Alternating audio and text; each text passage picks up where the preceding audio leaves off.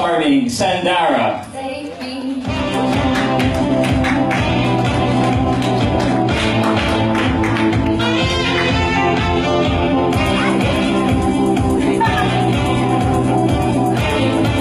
Alright guys, she'll be out in a few seconds. Just hold your horses.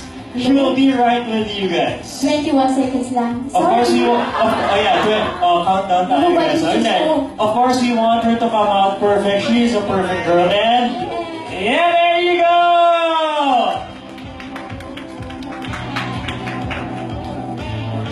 Hello, magandang hapon sa inyong lahat. Si Sandara to. Alright, so I'll be with you here, Sandara. Kindly sit down. So, are you guys excited to finally see Sandara once again? Yes? Yeah! There you go. So, Sandara, hello, welcome back dito sa Philippines. Na-miss ka talaga namin. But kindly tell us, how is it, how are you feeling that you are now part of the Pen Shop team? You're one of the endorsers of Pen Shop, a global brand. Yeah, sobrang masaya ko na naging part ng Team Pen Shop. Yeah. Parang dreams come true.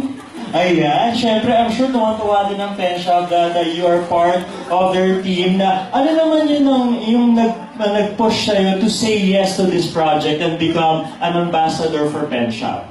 Who wouldn't say yes to Pen Shop?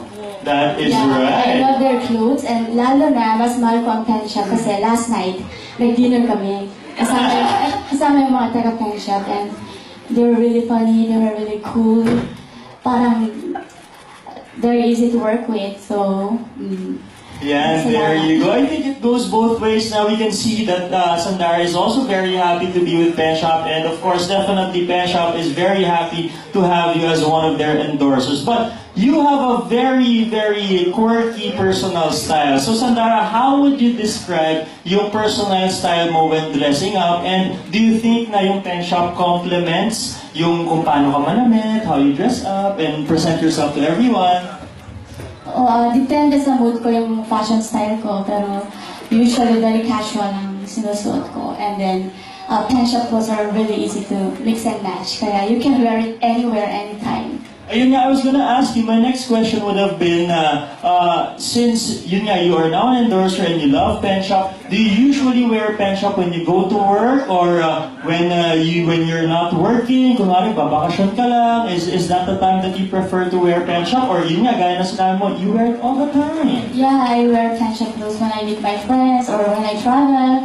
Katulad kahapon sa airport, sinuot ko yung jogger pants na gusto ko. Ayan, sakto for traveling. Swag. Exactly, swag. Perfect description for Sandara and Pen Shop, swag. So meron ko bang favorite na personal item from this clothing line, yung recent release nila? Oo, meron. Ngayon, di ba uso yung mga white leg pants, yung distress, cropped, yung white pants na parang boyfriend jeans. Yes. Yun yung uso ngayon pati sa Korea.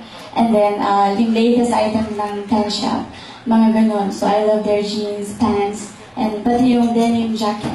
Ayan, you're looking very nice in white for this afternoon. Kahapon nga, I just saw your Instagram post. You were going around Manila and very casual at very hip yung suot mo. So, very, very nice, Sandara. Ngayon, I also heard that back in the day when you were in high school that you would also wear Pen Shop. So was there like a certain item that's really memorable for you even back when you were wearing Pen Shop in high school?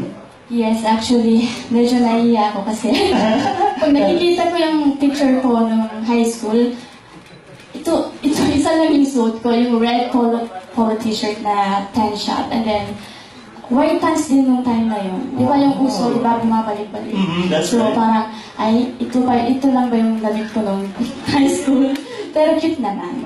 I'm sure cute na cute, pero ngayon kahit anong Pen Shop ang gusto mo suotin, Sandara, of course, pwede na. So what can we expect from this partnership between you and the global brand Pen Shop? Siyempre, marami pa.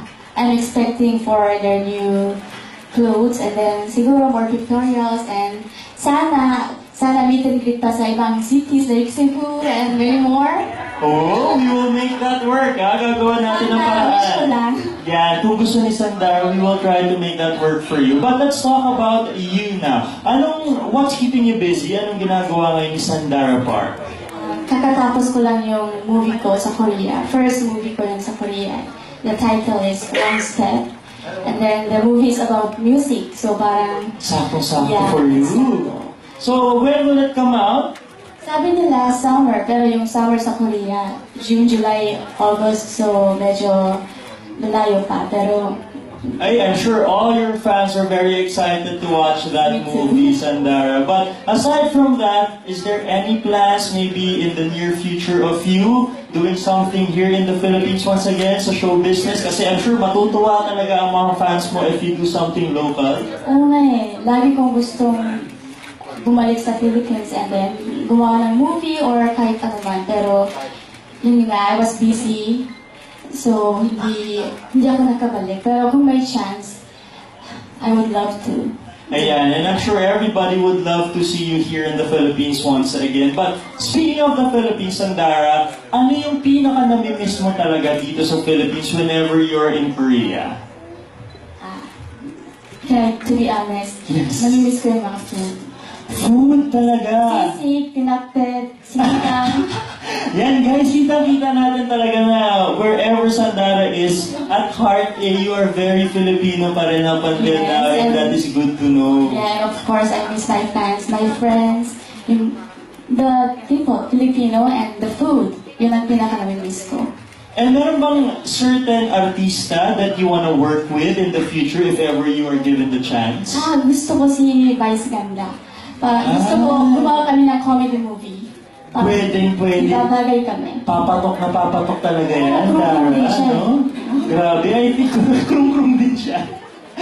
Bagay na bagay nga kayo. And is there any local particular showbiz thing that you want to do in the future in the Philippines? If you were given the choice na, okay, Sandara, ano bang gusto mong gawin dito sa Pilipinas? Ikaw ang may choice. Ay, ang dami. Una-una, gusto ko ng romantic comedy movie. And then, gusto ko maging judge. Judge? Yes. Kasi di ba dati sa Star Circle Quest, contestant ako. Mm-mm. Pero ngayon, matanda na ako. So, parang gusto ko maging Hindi judge. naman. Grabe naman. Hindi naman. Looking very young pa rin si Sandara, di ba? Pero this time, kung magiging judge ako, sabihin ko, you're in! Sa lahat, Sa you're lahat ng in! contestant, you're in! Ganun ka ba sa Sandara? Everyone, you're in! Everyone, you're in! Now, where can they find you aside from this afternoon? At syempre, later on, everyone will be going to Trinoma. Hopefully, everyone can join us for that one as well. Pero saan ka pa nila makikita, Sandara? Yes, and bukas, dadalaw ako sa Showtime para maglalaro ng game. And then after that, ito ang pinaka-naghihintay ko. Meet and greet sa SM North, Skydome. So, kita-kits tayo doon. Ayan, very, very exciting. Hopefully, sa lahat ng mga minensya ni Sandara, you guys will be watching on TV and you will be joining even for the meet and greet. Well, that was fun, pero I think we have a few questions from the press that we are going to ask Sandara. Yes, are we? Yes, we are. Okay, so while we're getting that, a few more questions for you, Dara. Kamusta naman ang pagiging superstar sa Korea? How different is it compared to being here in the Philippines? Superstar ba ako? Of course, syempre. Actually, sa Korea, parang hindi ako masyado lumalabas. So, parang hindi ko na-feel na superstar ako kung ano man. Pero pag dating ko dito, sa airport pa lang, parang feeling ko, I'm home. Kasi, You're home. pagbaba ko ng plane, ang dami na tumatawag sa akin, ay, si Sandara, Sandara. So, parang, wow, I'm back. Yes, you are definitely back, and I'm sure yung mga fans mo, kahapon pa nag-aabang na talaga sa airport just to catch a glimpse of Yes. you. Okay, so ngayon, we have a few questions from the press. Are you ready? Yes, medyo nervous ako. Okay, na-pre-screen naman natin to, Sandara, so don't worry. Ito from Interaction, ang sabi, are you still open to doing a movie in the Philippines? Yan. Yes, of course. I would love to do it. And kanina na-mention nga ni Sandara na she would love to partner up with Vice Ganda, do a romantic comedy, so... Star Cinema, are you listening? Yan guys, may request na si Dara. Okay, thank you very much Interaction for that question. Next one, are there any plans of having a new K-drama this year from Darlings PH? Siyempre, yun ang isa sa wish ko to have a Korean novela sa Korea. Kasi hanggang ngayon, web drama pa lang ginawa ko and movie. So, kung may chance, syempre gusto ko. At gusto ko romantic comedy. Parang yung, ano ba yung English title ng Taeyang Hue? Manonood ka ba nun? Manunood na ako ngayon. Descendants of the Sun. Oo, yun. Yun. Descendants of the Sun. Oh, ganda There you yan. go. Ayan. So,